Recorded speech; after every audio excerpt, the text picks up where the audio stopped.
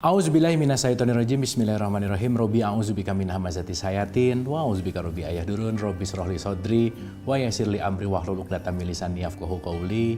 Assalamualaikum warahmatullahi wabarakatuh. Salam sejahtera untuk kita semua. Rahayu, namaste, Om Swastiastu, Namo Buddhaya. Salam kebajikan dan sehat untuk kita semua. Kembali lagi belajar bersama saya Abu Marlo. Kita sama-sama membuka pikiran, membuka hati, yang mudah-mudahan dengan pembelajaran-pembelajaran ini menambah wawasan kita minimal, di mana wawasan itu tidak hanya berhenti menjadi pengetahuan, tetapi mari kita transfer dari pengetahuan menuju kepada rasa, di mana rasa ini yang mendorong kita untuk memiliki akhlak yang lebih baik. Oleh karena itu, sebelum kita belajar, ada baiknya kita menghadirkan diri kita utuh di sini saat ini, karena pembelajaran yang terbaik adalah ketika pikiran kita tidak loncat ke depan, tidak loncat ke belakang, kita hadir seutuh-utuhnya di sini. Dan untuk menghadirkan kita utuh di sini, mari kita menghening sejenak. Oleh karena itu, menghening dipersilahkan.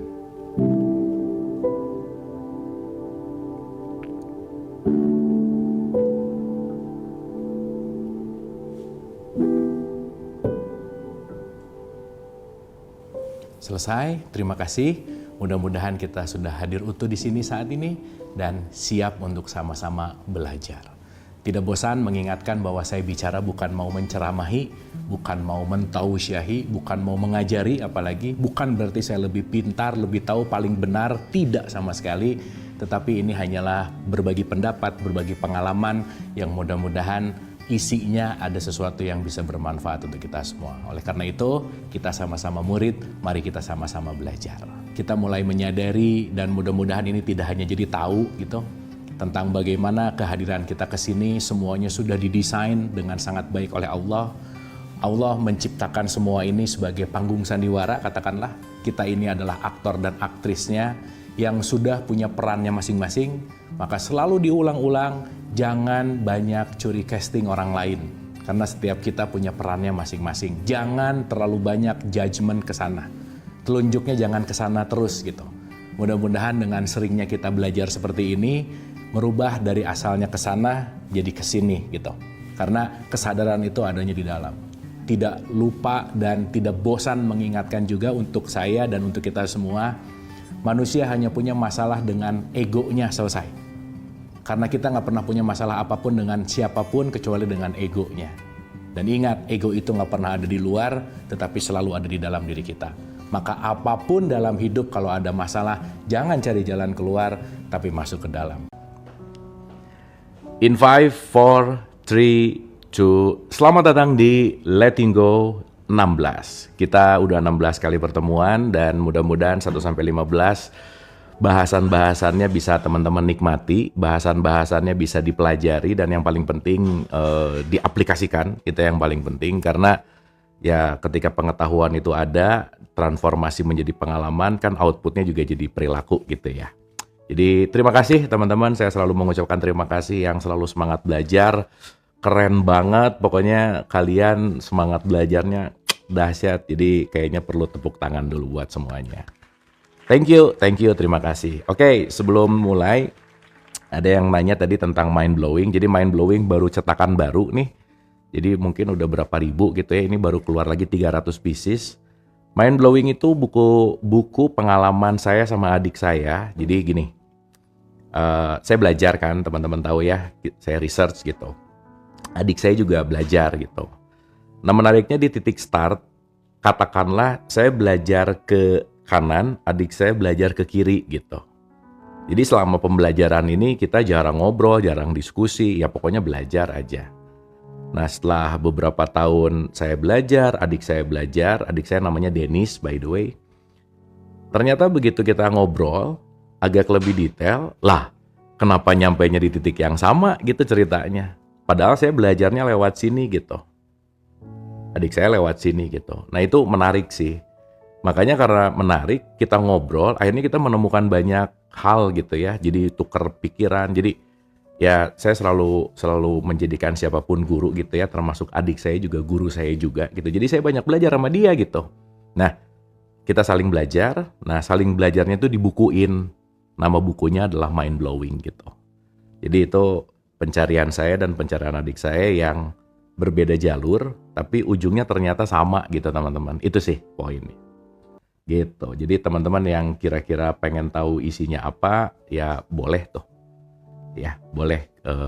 Ya, si cetak sekarang baru keluar 300, tapi mudah-mudahan nanti akan ada tambahan gitu. 300 pieces. Gitu. Alright? Oke, so kita prepare untuk tuh udah ada yang baca tuh. Market tuh udah baca tuh. Itu perlu dibacanya, perlu diulang-ulang sih. Gitu. Jadi kapan-kapan saya undang adik saya ya untuk live bareng. Dia tuh kurang suka bersosial media orangnya, jadi ya udahlah ya. Iya, jadwal sulap nggak malam ini, nonton sulap di hari yang lain ya. Oke guys, kita akan bicara masuk ke menyembuhkan masa lalu. Oke, dan ini udah 16 pertemuan. 16 pertemuan dan 1-15 memang banyak ulang-ulang karena pengulangan itu ternyata penting gitu ya. Tadi kita ada kelas yang udah hampir 2 tahun setengah tadi. Terus ternyata pengulangan hal yang sama tetap aja gitu, ada sesuatu lagi. Jadi menarik sih ya, pengulangan itu memang penting sih karena semakin kita mengulang, semakin wadahnya luas, semakin pemaknaannya pasti lebih dalam gitu. Gitu kira-kira. Oke teman-teman, so let's start. Saya mungkin review sedikit dari menyembuhkan masa lalu. Kan ini nanti akan berkaitan sama bukunya atau statementnya Viktor Frankl ya. Dan mungkin mulai saya mix lah ya teman-teman ya, supaya kita jadi kaya. Anyway, sekali lagi ini letting go tapi racikan saya. Dan nanti teman-teman bisa kunyah dan lakukanlah dengan racikannya masing-masing. Oke? Karena ini adalah perspektif gitu. Dan perspektif ini kan juga pandangan dari apa yang saya pelajari gitu. Jadi konteksnya adalah bagaimana kita mengambil, mengunyah, dan mengaplikasikan gitu intinya. Teorinya mudah,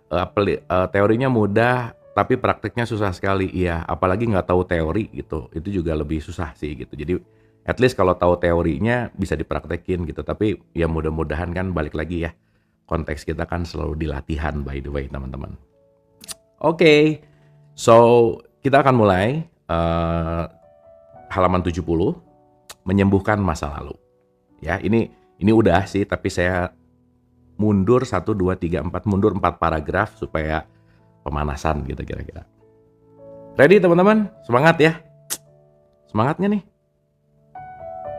Ini mana nih suaranya nih? Kalau offline tuh kelihatan muka-mukanya gitu. Ini nggak kelihatan sih. Mungkin ada yang lagi gini gitu. Ada yang on tapi langsung gitu. Goyah semangat sih, mantap. Oke. Ketika kita mencermati hidup kita akan menemukan residu dari krisis masa lalu yang masih belum terselesaikan.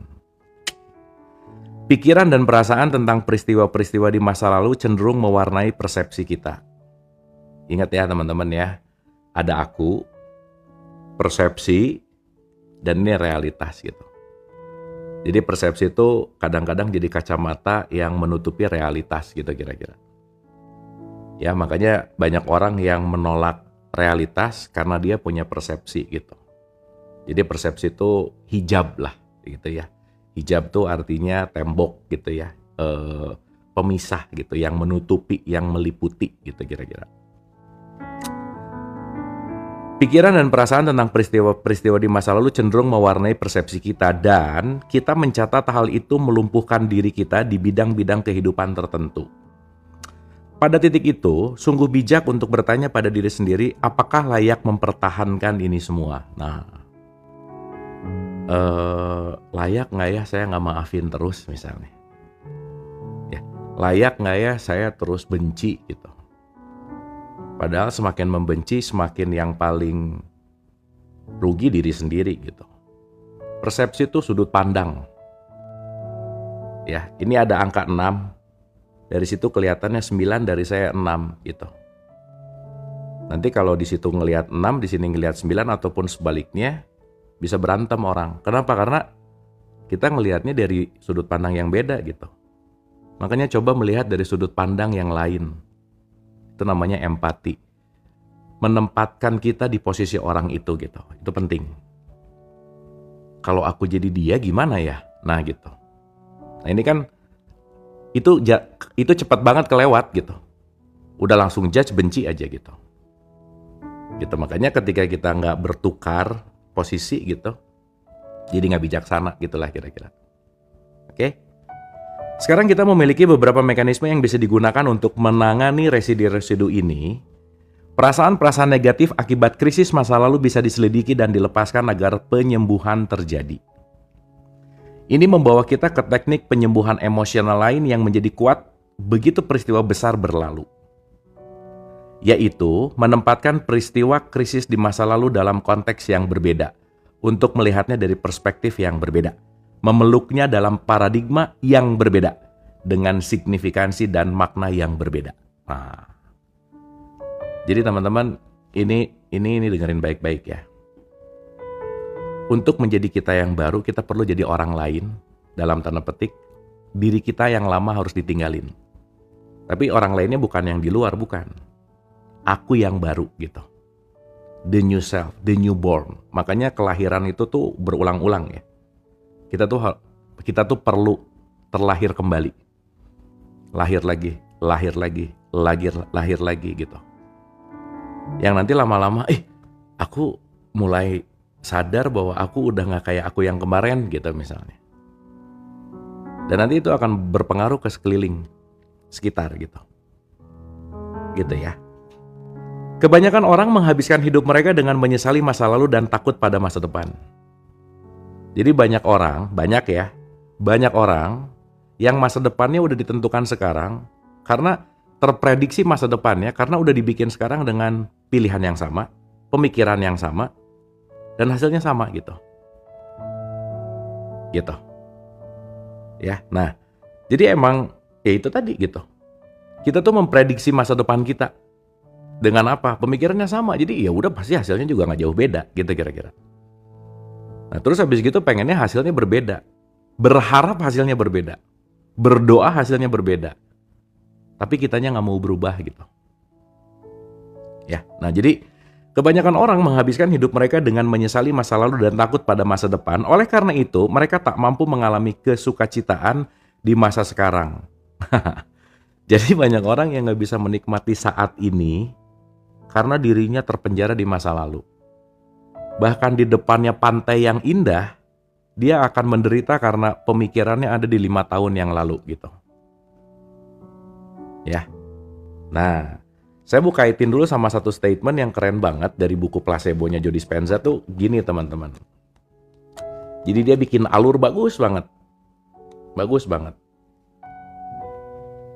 Nah, jadi ya. Ini terlalu berat sih, tar ya. Ini kalau ngomongin epigenetik nanti deh, belakangan. Nah, saya mau nunjukin bagan tentang betapa pentingnya kita melakukan sebuah perubahan paradigma gitu. Nah, jadi gini ceritanya ya. Mana sih? Ntar ya teman-teman ya. Sambil diresapi ya, sambil dirasa-rasain gitu bahwa oh iya ya, dulu tuh aku gimana, sekarang gimana gitu. Karena kalau kita nggak berubah ya balik lagi ya. Inti-intinya adalah habits gitu. Mana sih? Tadi udah disiapin. Ntar ya. Oh ini, ya ampun. Oke. Jadi di sini ada beberapa statement. Ya, nih saya mau bacain ya. Jadi ada 1, 2, 3, 4, dan 5. Pikiran yang baru. Jadi gini. Pikiran, pilihan, action, dan kebiasaan, pengalaman. Dan itu akan menyebabkan perasaan baru gitu. Nah, contoh. Pikiran yang sama akan memilih hal yang sama, betul nggak? Jadi kalau pikirannya sama, pemilihannya sama, udah pasti gitu aja. Jadi udah tuh bangun tidur, ngambil handphone pakai tangan kanan, buka, scroll, udah gitu aja tuh. Itu rata-rata subconscious tuh. Scroll, udah habis 45 menit gitu. Ya, habis gitu nunggu dulu nunggu mood baru melakukan sesuatu. Habis gitu diulang-ulang, diulang-ulang. Makanya dulu ya leluhur lah ya suka ngomong gini, kamu nyari jalan pulang itu cari jalan yang berbeda. Kalau kamu perginya lewat A, coba pulangnya lewat B. Kenapa? Supaya kita menemukan hal baru gitu. Nah, maka new thought, pikiran yang baru akan menyebabkan pilihan yang baru, akan melakukan action yang baru. Jadi teman-teman penting banget untuk melakukan yang kita selama ini belum pernah lakukan gitu. Itu penting loh. Dan memang pertamanya pasti susah gitu. Dan itu akan menghasilkan pengalaman baru kan. Nah, pengalaman baru tuh punya feeling yang baru gitu. Makanya kenapa sih kita perlu kadang-kadang menjauh dulu dari kesibukan untuk melakukan hal yang baru. Ketemu lingkungan baru, ketemu suasana baru, ketemu semua deh orang-orang yang baru, itu penting gitu. Gitu ya. Nah itu nanti akan, kalau bahasanya Joe Dispenza itu new state of being, di mana kita akan menjadi new self gitu, diri yang baru gitu kira-kira. Nah jadi saya balikin tuh, hijrah, that's it. Ini makna hijrah tuh ini sebenarnya. Gitu ya, jadi hijrah tuh bukan ganti baju sih sebenarnya, tapi ganti pemikiran gitu, ganti sudut pandang gitu. Bukan hanya berubah pakaian aja sih, tapi dengan merubah pakaian juga ya kan jadi baru, jadi beda gitu ya. Tetapi poinnya tidak dalam konteks hanya fisikal gitu. Itu intinya. Makanya pikiran yang sama leads to menuju kepada pilihan yang sama, leads to menuju kepada action dan behavior yang sama, dan leads to kepada same experience. Feelingnya sama gitu kira-kira. Ya, salah satunya pindah tempat tinggal misalnya. Salah satunya apapun gitu. Gitu ya. Nah, jadi ya kembali gitu. Inti ujungnya adalah make a new self. Belajar membuat diri yang baru gitu kira-kira. Ya, nah, udah kita loncat lagi. Oke. Saya ulang ya. Kebanyakan orang menghabiskan hidup mereka dengan menyesali masa lalu dan takut pada masa depan. Oleh karena itu, mereka tak mampu mengalami kesukacitaan di masa sekarang. Banyak dari kita berasumsi bahwa itulah takdir kemanusiaan kita, nasib kita yang terbaik, yang bisa dilakukan hanyalah nyengir dan nerima aja. Bagus. Nyengir dan nerima aja.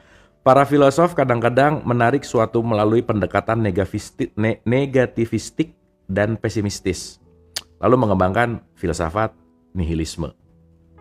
Anyway, kalau mau tahu lebih detail tentang nihilisme, kita pernah bahas ini di Dialog Positif sama Mas Faiz, boleh dicek ya. Para filosof ini beberapa diantaranya terkenal jelas merupakan korban emosi menyakitkan yang tidak mereka tangani dan yang memicu intelektualisasi dan elaborasi yang tiada akhir. Beberapa di antaranya menghabiskan seluruh hidupnya dengan membangun sistem intelektual rumit untuk menjustifikasi apa yang sesungguhnya tampak jelas sebagai emosi yang tertindas gitu. Oke? Dan ini sih teman-teman yang penting ya, yang penting nggak ada yang bisa merubah kita kecuali diri sendiri gitu. Gitu ya, nggak ada aja. Jadi jangan nunggu siapapun merubah diri kita, hoping, berharap ada yang datang mau merubah dan membantu gitu. Nggak akan ada aja. Ya. Tetapi nanti kita mengerti begitu di sininya mau berubah, nah reaksi eksternal itu terjadi itu. Ya, jadi start with self. Mulailah dari diri gitu. Anyway. Salah satu alat paling efektif untuk menangani masa lalu adalah penciptaan konteks yang berbeda. Oke, penciptaan konteks yang berbeda. Artinya, kita memberikan makna yang berbeda. Ingat ya, aku, persepsi, makna, realitas. Semua tergantung pemaknaan, by the way. Begitu ngelihat, aduh, ini orang lagi bisik-bisik ngomongin gua nih. Nah, itu karena memaknainya begitu gitu. Padahal kan belum tentu gitu. Gitu ya. Artinya kita memberikan makna yang berbeda.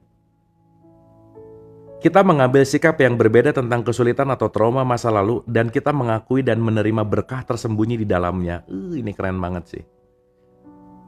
Alih-alih kita menyalahkan sakit, tapi melihat bahwa dengan sakit aku mungkin berhenti dulu sebentar gitu. Ngerem dulu. Mungkin kemarin ngegas mulu sih gitu. Ingat ya, sakit dan menderita dua hal yang berbeda. Pain dan suffering dua hal yang berbeda. Kita nggak bisa menolak yang namanya pain, sakit pasti ada. Tapi menderita akan sakit itu pilihan. Jadi kebanyakan orang sakit menderita bukan karena sakitnya, tapi dia tidak menerima sakitnya. Gitu. Karena dia lagi sakit, pengen sehat gitu. Lagi sehat, lupa bahwa dia sehat. Gitu. Artinya apa? Realitasnya A, pengennya B. Wah udah, selesai gitu. Ya. Nilai dari teknik ini pertama kali diakui oleh psikiatri oleh Viktor Frankl. Ya. Ia menjelaskan pendekatan yang disebut logoterapi dalam bukunya yang terkenal Man's Search for Meaning.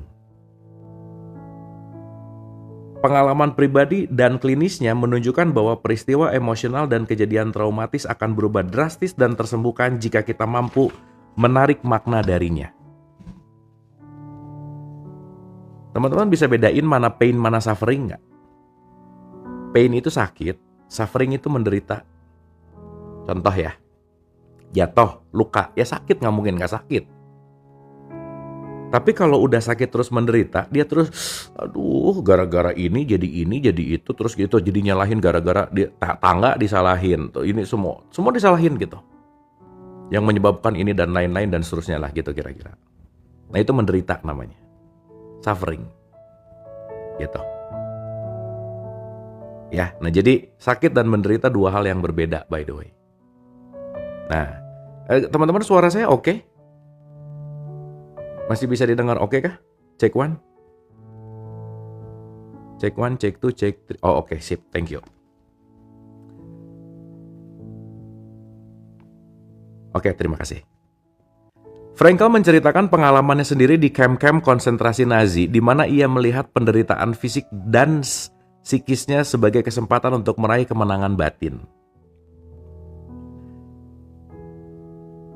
Segala sesuatu bisa direnggut dari seorang manusia kecuali satu hal. Yang terakhir dari kebebasan manusia yaitu kemampuan seseorang memilih sikap dalam keadaan apapun dan menentukan jalannya sendiri. Ini keren sih. Tidak ada yang bisa merenggut kita dari pilihan kita terhadap memaknai sesuatu. Teman-teman kalau pernah nonton film Life is Beautiful, aduh itu film keren banget deh.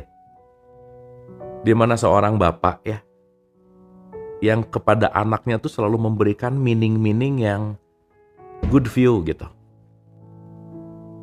Dalam kondisi apapun, enggak nak, ini tuh memang lagi dalam keadaan apa, dia melihat perspektifnya dengan sudut pandang yang berbeda gitu. Nah jadi segimanapun orang berusaha menyakiti kita dalam tanda petik ya, ketika kita memaknai itu sebagai sebuah nutrisi jiwa, maka yang terjadi bukan kita tersakiti tetapi kita belajar untuk tumbuh. Jadi poinnya adalah pilihannya cuma ada dua, terluka atau bertumbuh. Selesai. Kalau milih terluka, ya terluka. Kalau milih tumbuh, ya jadi tumbuh. Si pupuk ini kalau nggak bikin kita luka, bikin kita tumbuh gitu. Dan itu pilihan. Tapi kadang, ya nggak kadang sih. Kebanyakan emang kita nggak memilih untuk bertumbuh karena kita terbiasa untuk terluka gitu. Itu poinnya. Ya, jadi salah satu musuh besar dalam hidup adalah kebiasaan. Kebiasaan, dah nggak ada lagi. Ya, itu PR. Frankl mengontekstualisasikan ulang keadaan-keadaan yang mengerikan untuk memeluk makna yang mendalam bagi spirit manusia. Sama halnya ya teman-teman, banyak misalnya ya, saya pernah ditipu gitu misalnya. Waktu kejadian ya, wah marah banget gitu ya, A, B, C, apa dan lain-lain gitu. Tapi saya tuh mulai ngerasain gini, semakin marah, semakin saya juga ikut menderita gitu. Nah jadi begitu menyadari bahwa iya ya, ternyata dia datang untuk memberikan saya pemahaman yang lebih dalam tentang makna memiliki misalnya. Jangan-jangan emang waktu itu saya melekat banget nih sama uang misalnya. Saya melekat banget nih sama apa gitu misalnya. Jadi memang dia datang supaya lepasin dong gitu. Dari 4 mobil yang dipecahin kaca mobil saya, dicuri laptopnya. Padahal saya udah berusaha parkir di tengah mobil yang paling bagus. Tapi kenapa mobil saya yang dipecahin ya gitu misalnya. Oh ternyata ya udah nama kejadian ya misalnya. Dan saya belajar begitu banyak mengeluh memperlebar jarak antara masalah dan solusi gitu. Jadi ketika mengeluh tuh fokusnya di keluhan. Nyalahin, mengeluh lagi, nyalahin lagi, nggak beres-beres gitu. Nah kejadian itu diulang, lebih cepat letting go-nya, ternyata lebih cepat dalam tanda petik digantiin lagi gitulah kira-kira. Gitu ya. Jadi yang paling terpenting adalah bagaimana kita benar-benar mereka ulang makna sih sebenarnya teman-teman. Apalagi yang udah kejadian gitu ya. Karena ya balik lagi ya, masa lalu itu memori ya.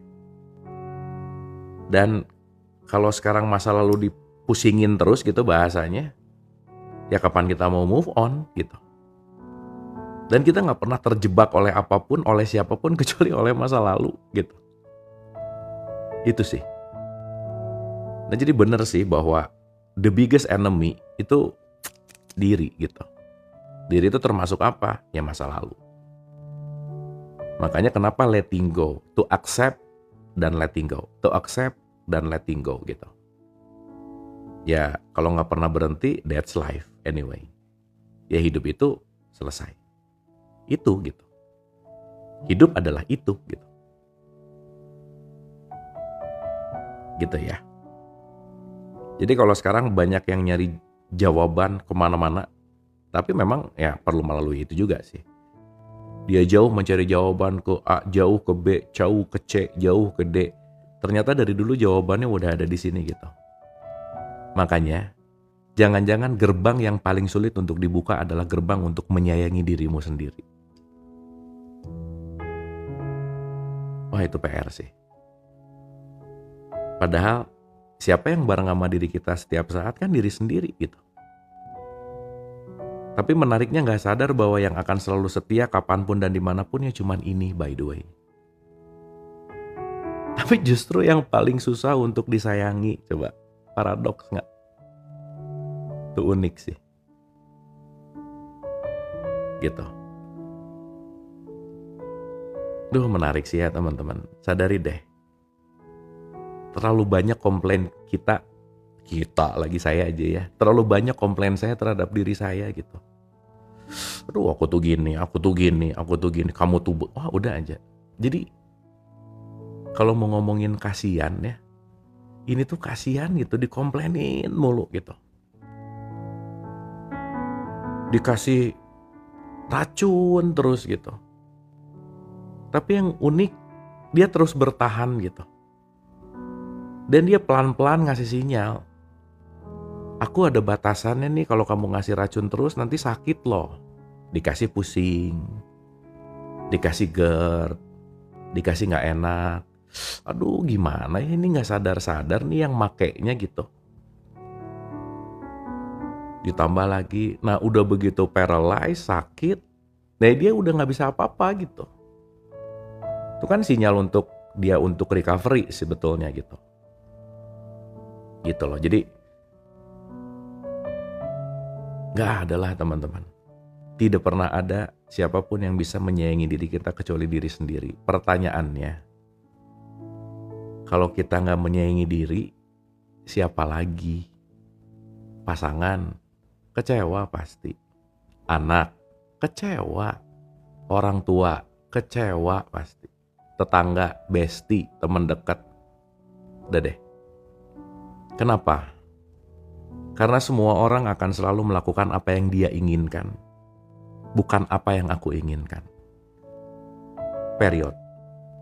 Titik maksudnya, selesai gitu. Nah, akhirnya kita jadi mengandalkan kan, tenang aja, ada ini. Yang kita andalkan, satu kali aja bikin kesalahan, sakit hatinya dalam banget loh. Makanya ingat rumus kita, don't look up, don't look down. Udah biasa aja. Jangan mengidolakan, apalagi merendahkan. Biasa aja. Kenapa? Mengidolakan siap-siap kecewa kok gitu. Fix. Karena siapapun pasti akan melakukan hal yang kita nggak suka. Pasti. Garis bawah tanda seru. Oke? Sip ya. Setiap pengalaman hidup, tidak peduli seberapa tragisnya, mengandung pelajaran tersembunyi. Ini Frankl ngomong gitu ya. Ada hidden message di situ gitu. Ketika kita menemukan dan mengakui berkah tersembunyi yang ada di sana, penyembuhan pun terjadi. Dalam contoh orang yang kehilangan pekerjaannya, setelah beberapa waktu lalu, ia menoleh ke belakang dan melihat bahwa pekerjaannya yang sebelumnya tidak berkembang, dan ia terjebak di sana. Pekerjaan itu membuatnya terkena sakit mah. Sebelum kehilangan pekerjaan, dia hanya melihat kesenangan dari pekerjaannya. Begitu keluar, dia mulai melihat resiko yang ia tanggung untuk pekerjaannya secara fisik, mental, dan emosional. Setelah kehilangan pekerjaan, ia terbuka untuk menemukan kemampuan dan bakat baru. Ia memulai karir baru yang lebih menjanjikan. Coba. Ingat ya yang pernah saya cerita, teman saya tuh pengen sukses. Begitu dia niatin sukses malah dipecat dari kantornya. Stres dia. Ternyata belakangan baru sadar bahwa iya ya kalau gua masih di kantor, gua 9 to 5, gimana mau suksesnya orang masih dalam tanda petik terkumkum dengan aturan. Dipecat untuk apa? Ya kan kamu pengen sukses. Kalau kamu pengen sukses, kamu harus punya freedom of time. Jangan ngantor dong, tapi bikin sesuatu yang benar-benar bisa lebih luas. Akhirnya dia berentrepreneur 10 kali lipat penghasilannya sekarang daripada dia waktu ngantor. Tapi waktu kejadiannya emang sih. Teman-teman, saya selalu mengulang-ulang bahwa ketika kita memang dalam kejadiannya, mungkin kita akan berkeluh kesah, Allah ini cuman teori, Allah ini cuman Allah. Tapi that's okay anyway. Mau gimana lagi ya? Gitu. Tapi it's happening gitu. Ini terjadi gitu by the way. Makanya semua peristiwa pasti ada pesan untuk kita bertumbuh sih teman-teman. Anyway. Gitu ya. Dan ketika kita belajar sadar, kita belajar clear seeing gitu bahasanya, kita akan melihat pesan-pesan di situ gitu. Gitu ya. Jadi peristiwa-peristiwa kehidupan adalah peluang untuk tumbuh, berekspansi, mengalami, dan berkembang. Dalam beberapa kasus tampak dalam retrospeksi bahwa sebenarnya ada tujuan yang tidak disadari di balik peristiwa, seolah-olah alam bawah sadar kita tahu bahwa sesuatu yang penting harus dipelajari dan meskipun menyakitkan, merupakan satu-satunya cara untuk menarik makna dari sebuah pengalaman. Ini bagian dari psikologi Carl Jung. Ini salah satu favorit saya nih, Gustav Jung. Sang psikoanalisis yang menyimpulkan setelah studi panjangnya bahwa ada dorongan bawaan di alam bawah sadar untuk menuju keutuhan, kelengkapan, dan realisasi terhadap sang diri, dan bahwa alam bawah sadar akan merancang cara dan sarana untuk mewujudkannya, bahkan meskipun traumatis bagi pikiran sadar. Jadi kita emang dirancang untuk ekspansi sih teman-teman. Ya, kita dirancang untuk meluas, ekspansi, move on gitu. Karena kenapa dalam hidup ini nggak ada yang statis. Hidup itu nggak linear. Tapi dinamis gitu. Makanya kan salah satu kekuatan penting dalam hidup saya selalu mengulang-ulang adaptif. Tuh adaptif tuh penting banget. Untuk beradaptasi ya aku kalau sekarang gini ya terima. Aku sekarang gitu ya terima. Gitu. Karena ketika kita memiliki sesuatu dan nggak punya kekuatan adaptif, berat juga gitu. Makanya ya, kalau dalam perspektif teologis sedikit ya, kita ngomongin teologis nih. Rezeki terbesar dalam hidup adalah hikmah. Hikmah artinya bijaksana. Kenapa? Punya uang banyak, nggak punya kebijaksanaan, stres juga. Apalagi nggak punya uang. Jabatan tinggi, nggak punya hikmah, stres juga. Makanya ada post power syndrome gitu. Nah, terkadang orang mati-matian mencari rezeki yang kecil, tetapi untuk mencari hikmah, ogah-ogahan gitu. Terus nanti bilangnya nggak ada waktu. Padahal bukan nggak ada waktu, tapi tidak menyempatkan. Gitu. Nah, jadi poinnya balik lagi ya. Kebijaksanaan, understanding of life tuh mahal sih, by the way, teman-teman. Sangat mahal. Gitu. Jung juga mengatakan bahwa di alam bawah sadar terdapat aspek diri kita yang disebut shadow. Ini asik nih. Nggak tahu nih ya, saya lupa ini dia bahas arketipe nggak ya? Teman-teman, pernah dengar kata arketipe nggak? Archetype. Arketipe ini dalam perspektif Carl Gustav Jung, dia bilang gini. Setiap orang punya arketipenya masing-masing. Jadi kayak setiap orang itu punya bawaan dari pabriknya. Gitu. Ya, jadi setiap orang pasti bawa default factory-nya. Ya. Nah, singkatnya, Jung itu punya 4 arketipe. Jadi ginilah. Kalau kita beli handphone, bawaan pabriknya pasti ada manual book, pasti ada charger. Nah, charger, kabel, manual book itu namanya arketipe. Gitu. Sip ya. Nah, salah satu arketipenya manusia siapapun nih ya, garis bawah tanda seru. Dia punya masa kelam dalam hidupnya. Nah, masa kelam itu disebut shadow. Tapi siapapun itu, dia punya kebijaksanaan, dia punya wisdom dalam hidupnya. Makanya teman-teman kalau misalnya punya teman ya, dari arketipenya wisdomnya lagi keluar, waktu kalian ngobrol atau curhat sama temennya, dia akan mengeluarkan wisdomnya. Dia akan ngasih, kamu begini, kamu begini. Lama-lama, kok omongan kamu ada benarnya juga ya? Gitu. Iyalah. Kenapa? Karena setiap orang punya wisdom. Dan setiap orang punya shadow. Ya, jadi ada shadow, ada wisdom, nanti ada persona, dan nanti ada anima animus. Tapi pelan-pelan ya, saya nggak bahas dulu sekarang supaya runtut gitu kira-kira. Nah ini karena Jung di tahapan ini ngomongin shadow, jadi saya keingetin bahwa kita punya arketipe gitu. Tanpa disadari, yes. Ya. Kan teman-teman tahu ya, alam sadar kita itu cuma 1-2% loh. 99, sekian persennya bawah sadar dan tidak sadar.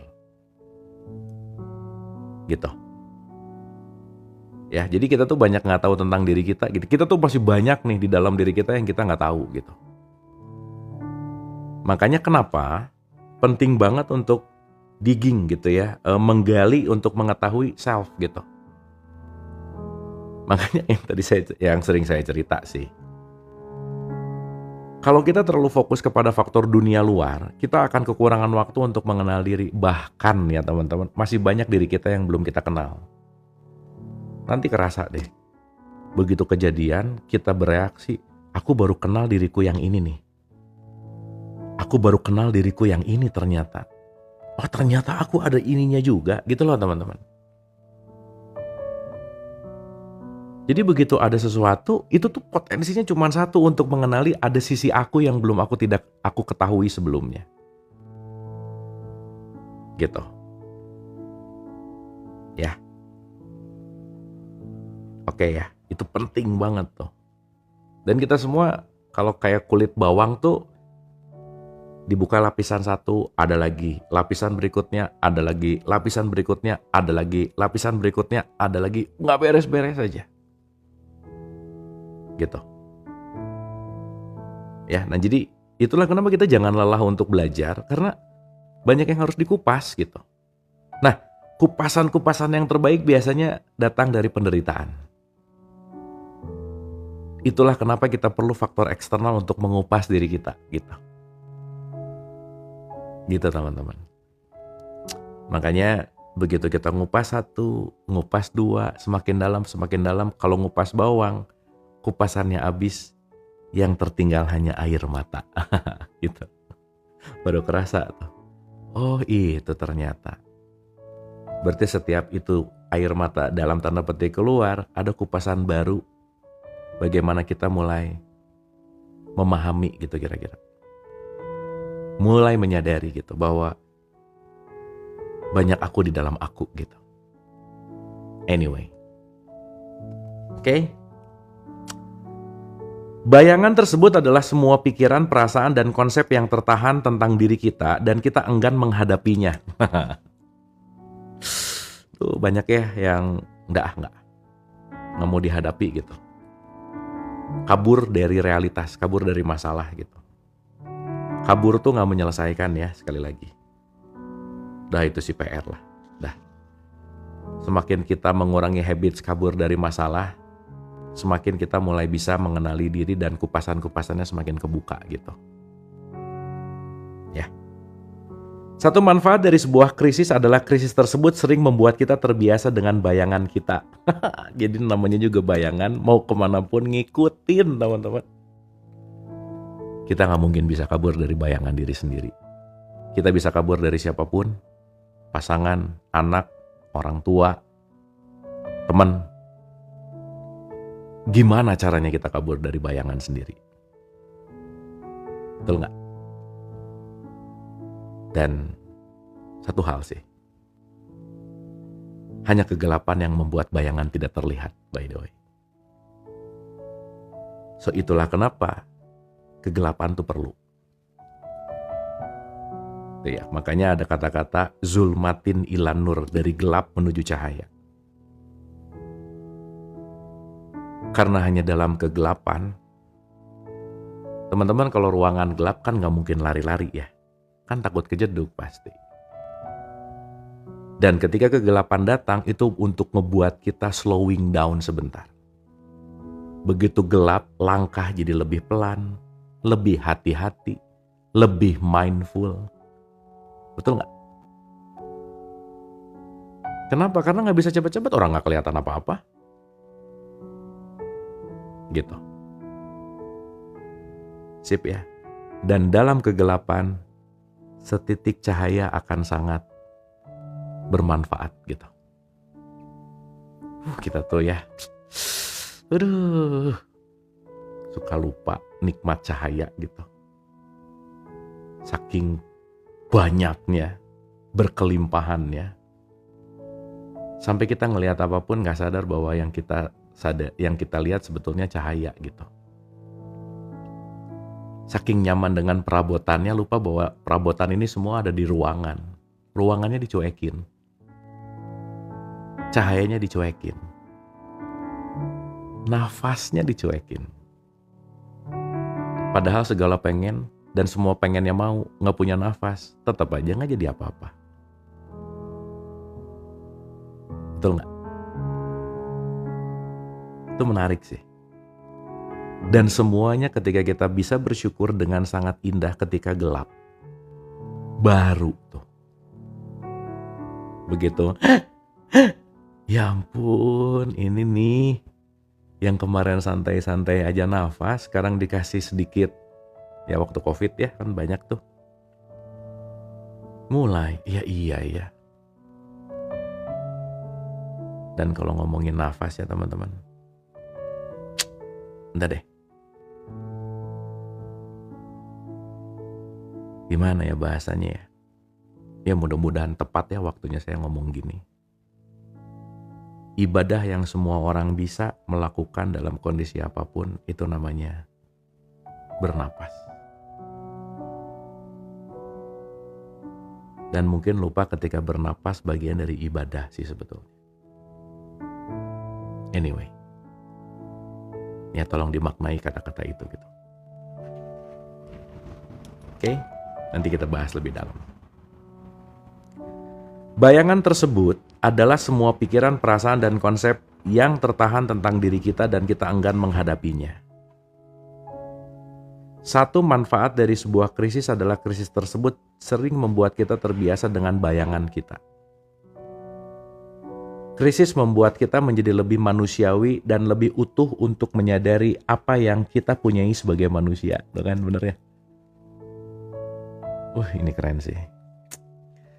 Segala hal yang kita pikir memalukan dan menimbulkan rasa bersalah pun berada dalam diri kita semua. Maka, ketika hal itu dibawa ke pengetahuan sadar, diterima dan dipasrahkan, ia tidak lagi mengendalikan diri kita secara tidak sadar.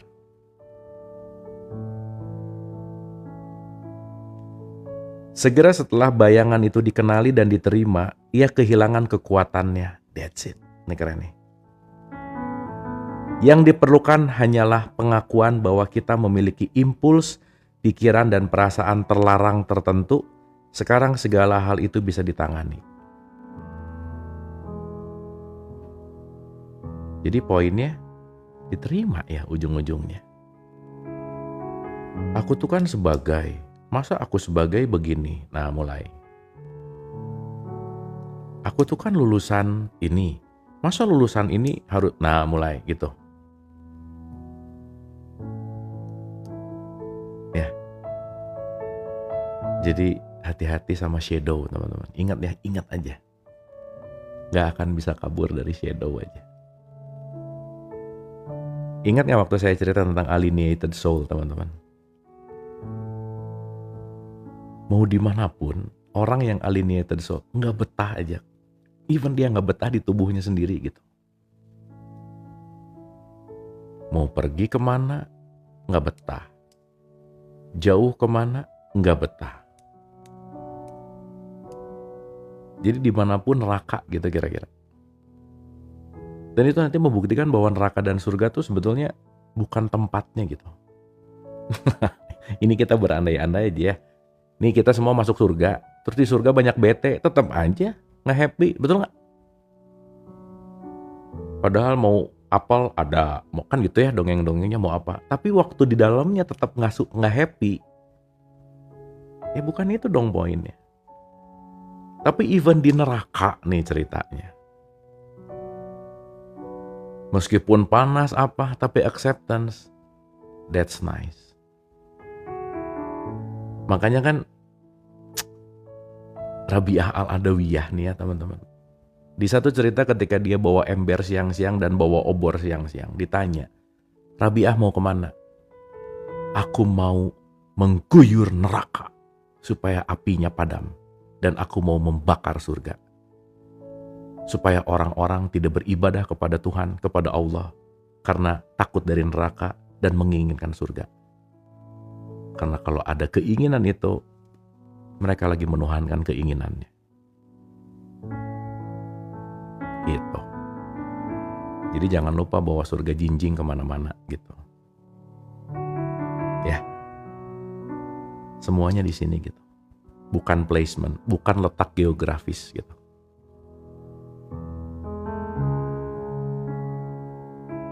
Oke. Dan dalam perspektif Sufism ya teman-teman. Wah ini keren sih.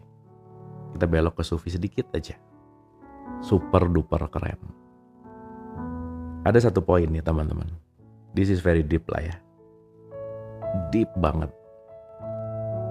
Rasain ini baik-baik ya. Karena ini asik lah. Ketika kita bicara tentang Tuhan. Di mana dia adalah Sang Maha Kasih. Bukan rajanya kasih sayang, tetapi kasih sayang yang meraja. Ketika kasih sayang yang meraja, selalu ada statement bahwa cinta kasih dan kasih sayangku selalu mendahului murkaku. Jadi kalau mau murka, selalu disusul sama kasih sayang, gak jadi.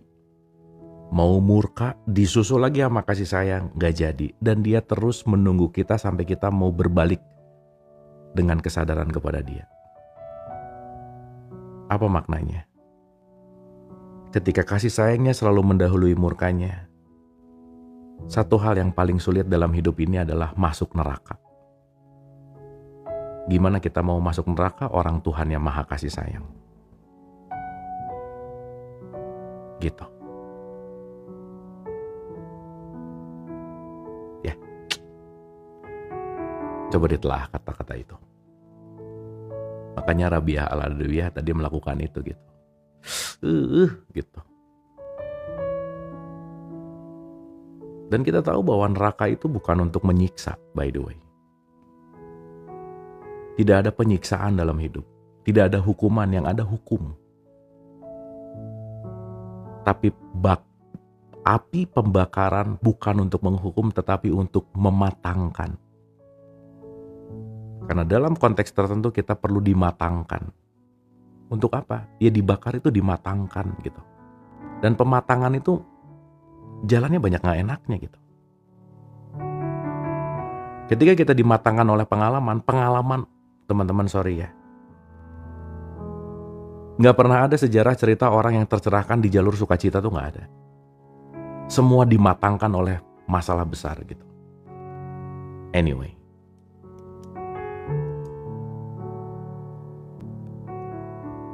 Gitu ya.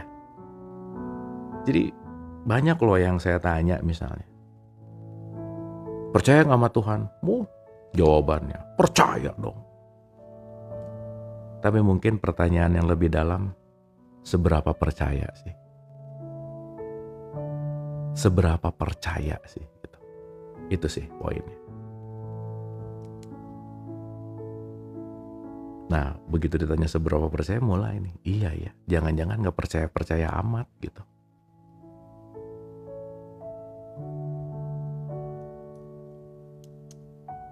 Gitu kira-kira. Melewati krisis hidup membuat kita lebih manusiawi, lebih welas asih, lebih menerima dan memahami diri sendiri dan orang lain. Nih nice banget nih. Jadi penerimaan diri datang dari krisis. Untuk menyadari bahwa jalan menuju ke dalam. Konteksnya adalah bagaimana kita mendapatkan pelajaran dari luar gitu. Ya itu penting banget sih teman-teman. Sangat penting gitu. Kita tidak perlu lagi tergoda untuk menyalahkan orang lain atau diri sendiri. Nah ini nih tahapan letting go ada di situ tuh. Bukan karena dia, tapi tidak menyalahkan aku. Tapi kan kita dapat program ya, dapat persepsi, dapat dogma, dapat doktrin, stigma gitu. Oke. Menangani krisis emosional mengarah pada kebijaksanaan yang lebih besar dan membuahkan manfaat yang bertahan seumur hidup. Ketakutan pada hidup sebenarnya adalah ketakutan pada emosi. Nah ini teman-teman, note ini baik-baik nih.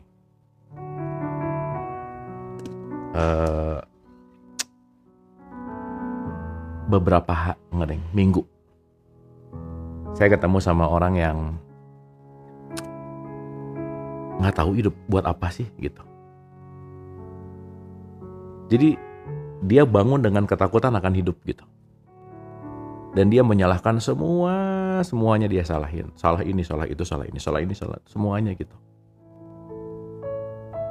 Ternyata ya itu tadi gitu. Penyalahan keluar datang dari emosinya gitu. Jadi saya ulang ya teman-teman ya. Please be note, ini penting banget sih. Ketakutan pada hidup sebenarnya adalah ketakutan pada emosi. Ingat level takut tuh di bawah-bawah banget ya, di levelnya Hawkins tuh ya.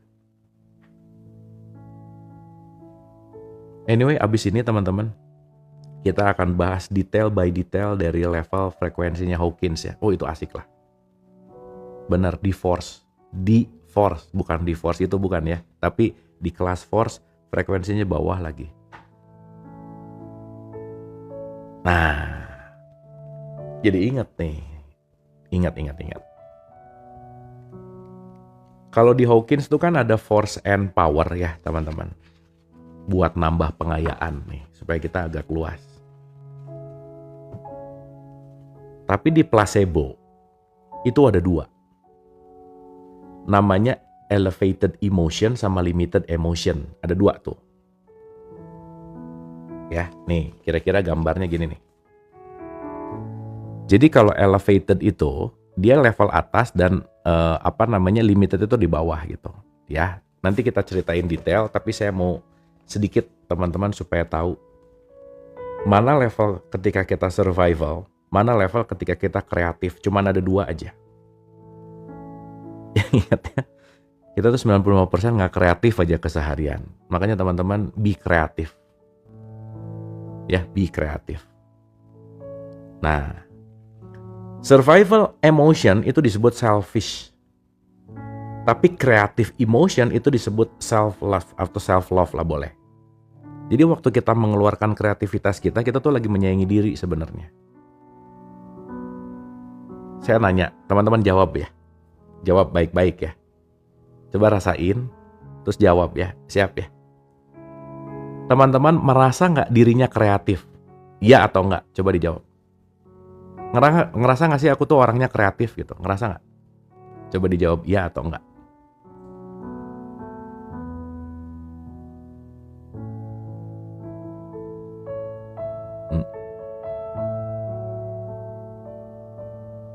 Ya oke ya, jawabannya ini. Tapi sorry ya, saya rata-rata nanya lebih dari 80%. Begitu saya tanya, lu ngerasa nggak lu kreatif? Enggak. Nah gitu. Ya. Jadi teman-teman yang sekarang lagi nggak ngerasa kreatif, coba tanya, kenapa kok aku nggak ngerasa kreatif? Berarti kalau jawabannya aja nggak ngerasa kreatif, berarti jangan-jangan kebanyakan di survival emotion gitu.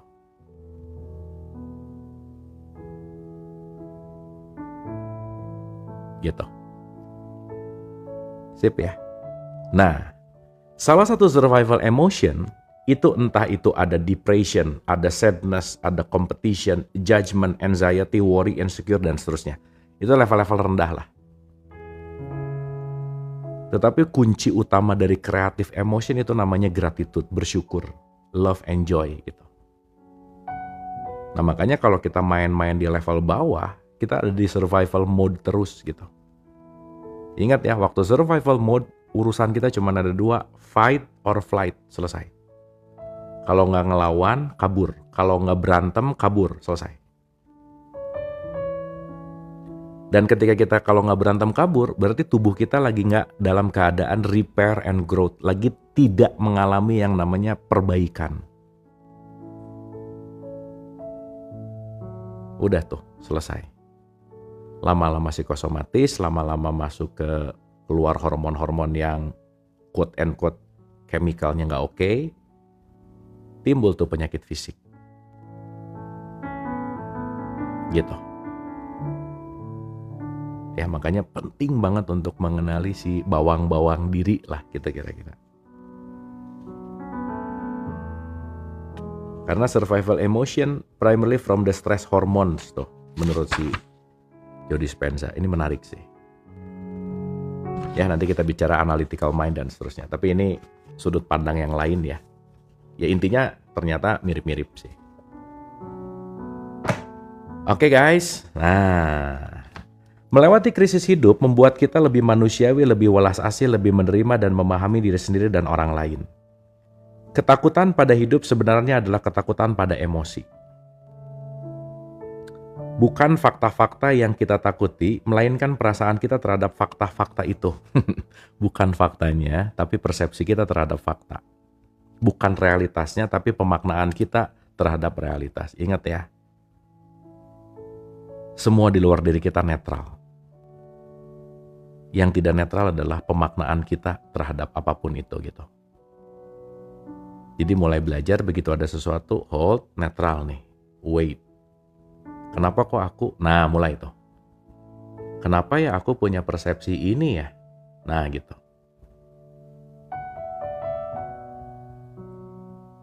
Gitu ya.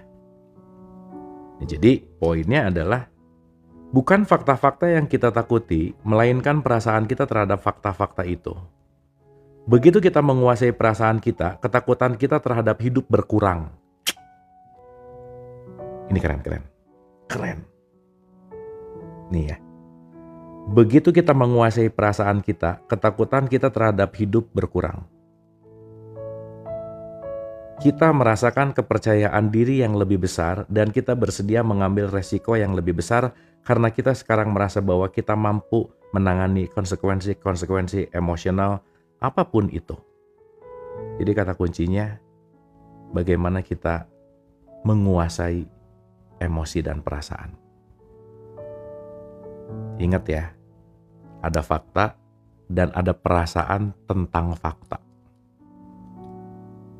Dan konteksnya di luar diri kita semuanya netral. Ya. Karena rasa takut adalah akar dari semua kesulitan. Nih teman-teman, ini juga menarik sih ya. Fearness itu roots dari suffering anyway. Gitu ya. Fearness itu roots dari suffering.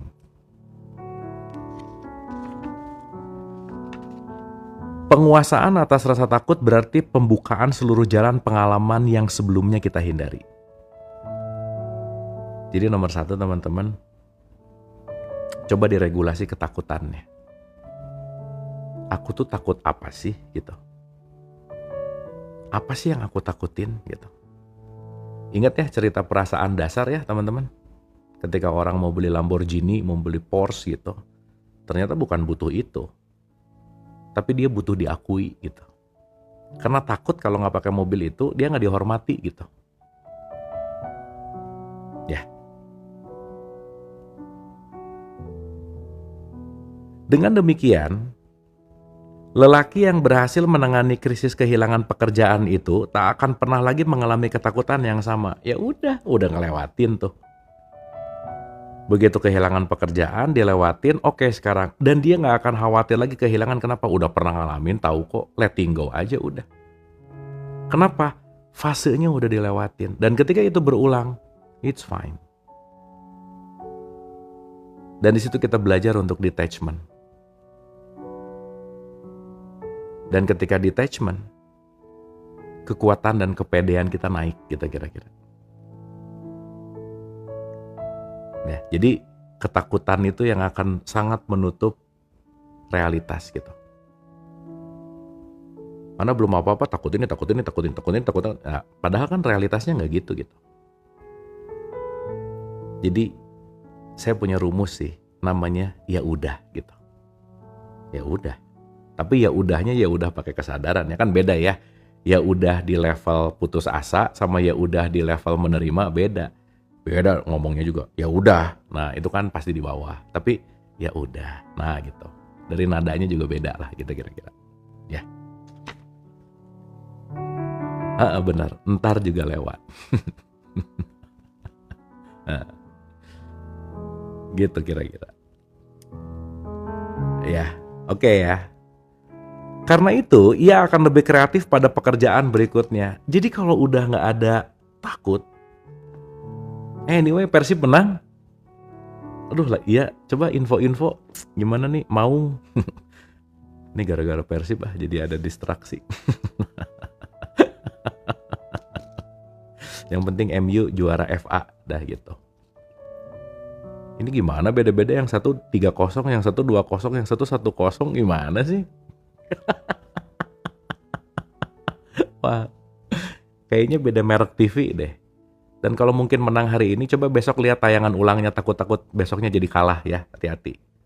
Ya gitu aja. Pun kalau kalah nggak apa-apa, besok di tayangan ulang mudah-mudahan menang gitu ya.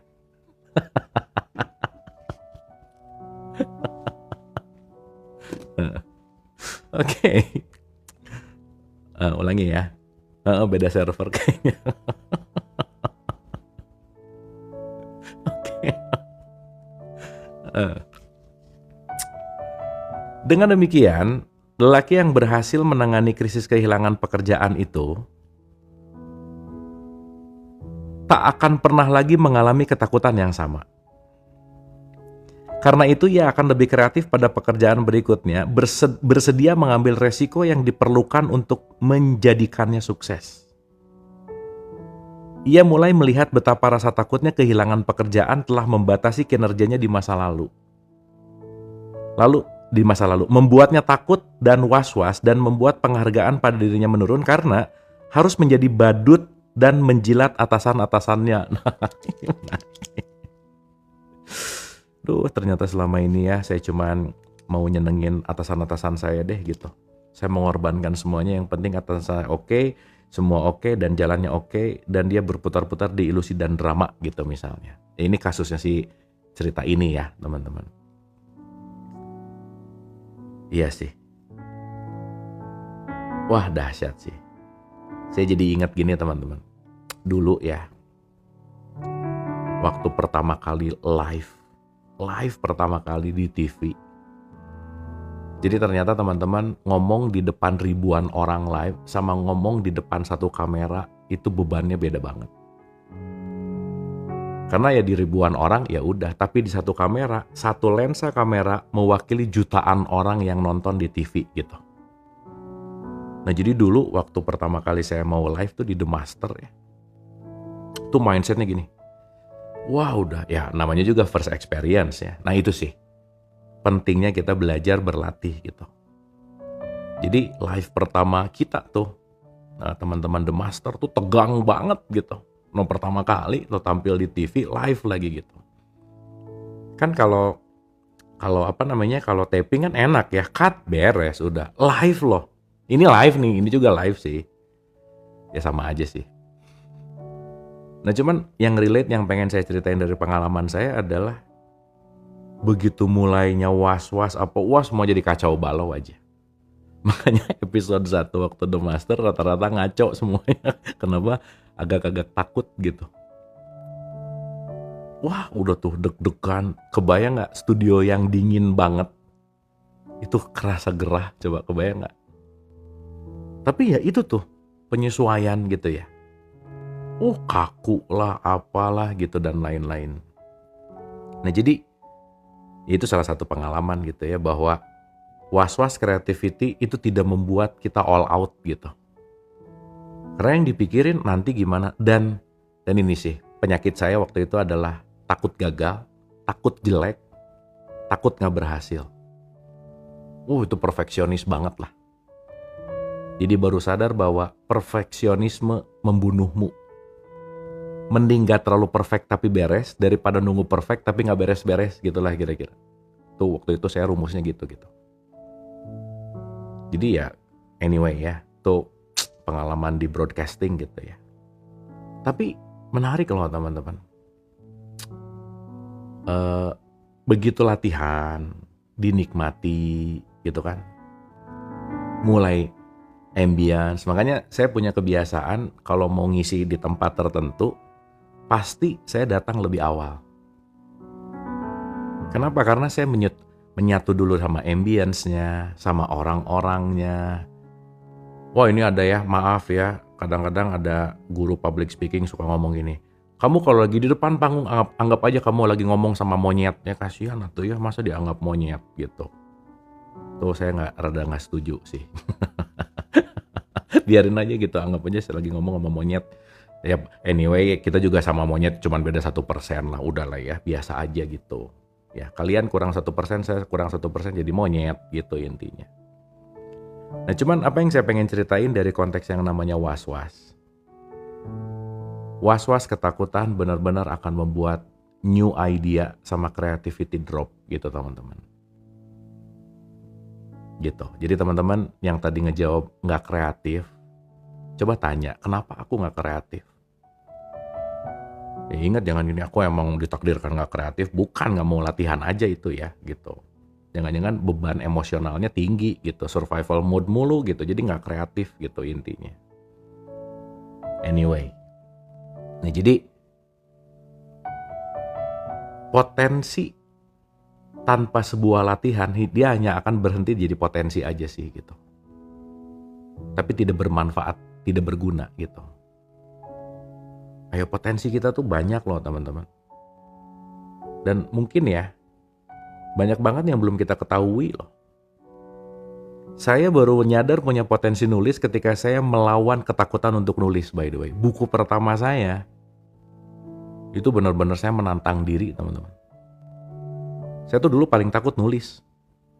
Kenapa? Belum apa-apa udah ngomong nggak bisa ya. Lu nanti gimana ya merangkai ini ke sini? Udahlah nggak mungkin. Udahlah nggak bisa gitu. Jadi saya punya satu style ya, ini sharing. Apa yang menakutkan saya kayaknya harus dikerjain gitu.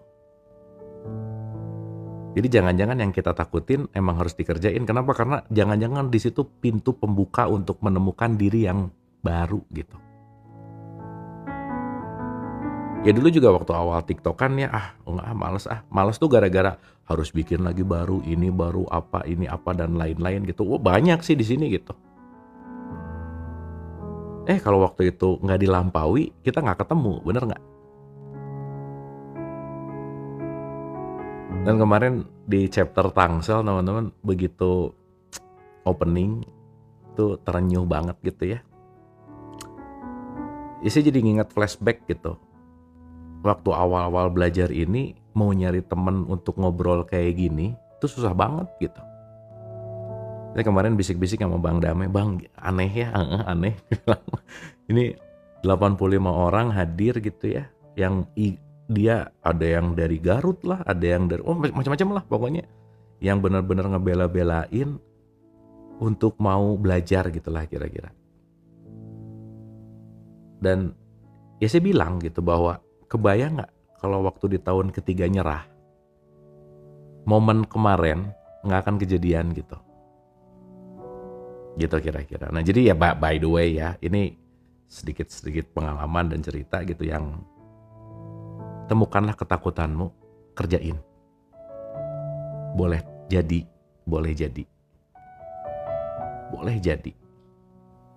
Itu yang penting buat kamu sekarang gitu. Yang mungkin selama ini ketakutannya dihindari gitu. Ya, jadi takut sama was-was, PR besar sih. Ya. Satu manfaat dari krisis hidup adalah munculnya kesadaran diri yang lebih besar, situasinya tak tertanggungkan dan kita dipaksa untuk menghentikan semua permainan pengalihan perhatian, mencermati dengan baik situasi hidup kita dan mengevaluasi kembali keyakinan, tujuan, nilai dan arah hidup kita. Dalam kegelapan, kita nggak akan mungkin lari-lari, itu ya kuncinya. Pasti jadi pelan. Krisis adalah kesempatan untuk mengevaluasi kembali rasa bersalah dan kemudian melepaskannya. Krisis juga merupakan kesempatan untuk mengubah sikap secara total. Krisis tatkala kita berusaha melewatinya, menghadang kita dengan dua kutubnya yang berlawanan. Haruskah kita membenci atau memaafkan orang yang menyakiti itu? Haruskah kita belajar dari pengalaman ini dan tumbuh atau membencinya dan menjadi sengit? Apakah kita memilih untuk mengabaikan kekurangan orang lain dan diri sendiri atau sebaliknya, membenci dan menyerang mereka secara mental? Haruskah kita menarik diri dari situasi serupa di masa depan dan dengan ketakutan yang lebih besar? Atau akankah kita mengatasi krisis ini dan menguasainya sekali untuk selamanya? Ini asik nih. Good news-nya, kalau udah melewati sekali, next-nya lancar. Udah itu aja. Beneran. Begitu dari depan kameranya oke, everything will fine. Jadi first step memang berat. Tapi second step much more easier. Dan seterusnya gitu.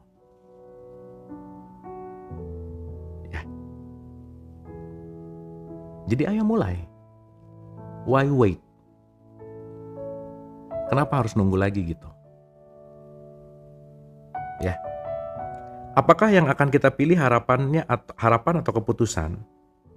Bisakah kita menggunakan pengalaman menghadapi krisis ini sebagai kesempatan untuk belajar berbagi atau haruskah kita mundur dalam ketakutan dan kegetiran? Setiap pengalaman emosional adalah kesempatan untuk naik atau turun. Pertanyaannya, Yang mana yang kita pilih? Yang mana yang kita pilih? Jadi, why wait gitu? Mau terluka atau bertumbuh, pilihan. Dan ya itu ya, salah satu kekuatan kita di 1% selain di atas monyet gitu ya. Karena kita punya pilihan. Pilihannya ini gitu. Your choice. Nah, menariknya kalau udah kebiasaan milihnya terluka terus, next-nya udah nggak milih, terluka terus-terusan gitu.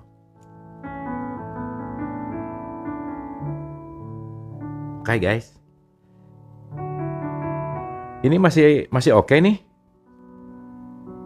Kita udah mau jam 21.15 nih by the way, nggak kerasa ya. Masih oke?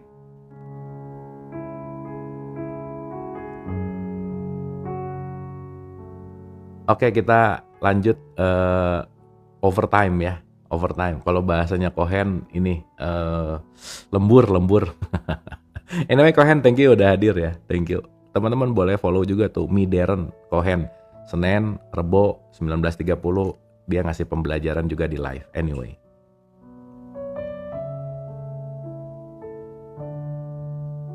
Oke ya. Nih. Kita memiliki kesempatan untuk memilih apakah kita ingin bertahan atau melepaskan gangguan-gangguan emosional.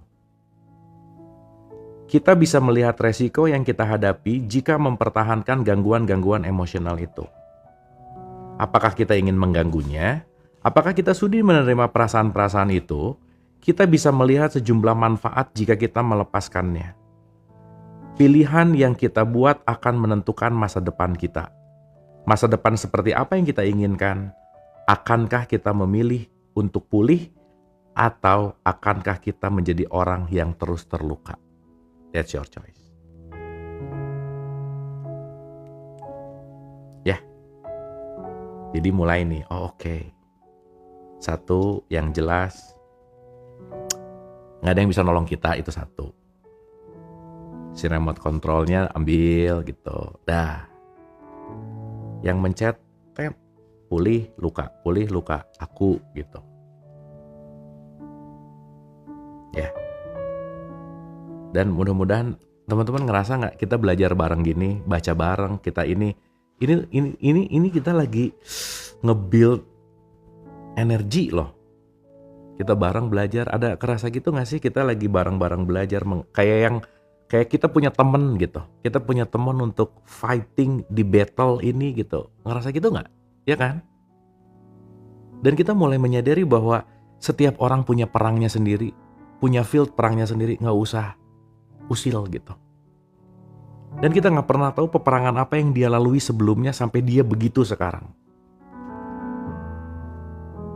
Jadi everyone, ya semua orang selalu punya own battle gitu. Yang kita penting untuk mengerti anyway. Ya bener gak? Kan kerasa ya. Gitu nih yang mau belajar banyak, yang mau kita sama-sama belajar banyak gini gitu. Ini kan vibrate-nya tuh gitu. Susah gitu ceritanya gitu teman-teman. Anyway. Nih ya. Dalam membuat pilihan ini, ada baiknya melihat resiko yang kita tanggung jika kita bergantung pada residu-residu pengalaman yang menyakitkan. Semuanya ada konsekuensi. Apa kepuasan yang kita dapatkan? Betapa kecil diri kita sehingga sudi menerimanya, amarah, kebencian, sikap mengasihani diri, kekesalan, semua itu akan terus merongrong batin kita. Jadi ya teman-teman, sorry to say. Maaf ya. Hari ini ada orang justru bangga dengan isu mentalnya karena pengen dikasihani sama orang. Dan semua orang harus tahu kalau aku ini depresi. Kenapa? Itulah jalan untuk semua orang attention sama dia gitu. Justru malah dipelihara tuh depresinya. Justru malah dipelihara penyakitnya. Kenapa? Karena dengan penyakit ini ya wajar dong, gua kan depresi. Jadi kalau gua gini wajar misalnya. Nah itu hati-hati juga. Gitu. Sehingga ketika bahasanya Hawkins di sini mengasihani diri gitu, boleh jadi nggak mau sembuh sih, tapi dipelihara untuk menjadi alasan gitu. Wah udah deh. Tapi anyway balik lagi, itu juga own battle ya, balik lagi. It's fine juga gitu. Tapi kan di sini pertanyaannya, semua itu akan merongrong batin kita dan gak akan pernah selesai gitu. Kita akan muter-muter di fase yang sama gitu. Yes, menjual kesedihan, that's it. Jadi kalau kita menjual kesedihan supaya ada yang membeli kesedihan kita akan muter di level itu gitu. Ya. Semua itu terus merongrong batin kita. Jangan berpura-pura residu pengalaman yang menyakitkan itu sudah hilang dari diri kita. Ini penting sih. Ada kenikmatan yang ganjil ketika kita menahan rasa sakit. Ini tentu memuaskan kebutuhan bawah sadar kita untuk mengurangi rasa bersalah melalui hukuman. Kita merasa sengsara dan busuk. Pertanyaan kemudian muncul. Sampai kapan? Ini bagus nih. Sampai kapan ya? Oh iya, kalau aku merasa ini perlu sebulan lagi, tentukan. Ya udah sebulan lagi, it's fine. Tapi tentukan batas waktunya. Karena kalau nggak ditentukan, kita akan terombang-ambing gitu. Oke? Terakhir ya, untuk hari ini ya. Ambil contoh. Seorang lelaki yang tidak berbicara dengan saudaranya selama 23 tahun. Nih ya. Tak satupun dari mereka yang bisa mengingat kejadiannya sudah lama terlupa. Tetapi mereka tidak berbicara dan selama 23 tahun mereka membayar harga kehilangan satu sama lain. Kasih sayang dan kebersamaan dalam masalah keluarga. Dan semua pengalaman dan cinta bersama yang bisa mereka miliki. Ketika lelaki itu mengetahui mekanisme pasrah, ia mulai melepaskan perasaan-perasaannya tentang saudaranya. Tiba-tiba ia menangis sedih, menyadari semua yang telah hilang selama bertahun-tahun. Dengan memaafkan kakaknya, ia memicu respon yang serupa pada saudaranya, hingga keduanya bersatu kembali. Kemudian, salah seorang dari mereka mengingat kembali kejadiannya. Pertengkaran tentang sepatu tenis. Gara-gara sepatu tenis, mereka membayar harga tidak berbicara selama lebih dari 23 tahun. Anyway, fakta ya. Seandainya lelaki itu tidak belajar teknik pelepasan, ia mungkin akan pergi ke kuburan saudaranya dengan kekesalan yang sama. Maka pertanyaannya adalah, sampai kapan kita ingin terus menderita? Sampai kapan kita terus-terusan diperbudak emosi-emosi negatif kita? Semoga kasus sepatu tenis ini kita bisa renungkan. Dahsyat ya. Kemarin syuting sama Dokter Rama, banyak banget hal yang kelihatan sepele banget, tapi meaningful sih. Yang mungkin kita ngelihatnya nggak terlalu penting, tapi mungkin itu penting banget untuk siapapun gitu. So anyway, conclusionnya adalah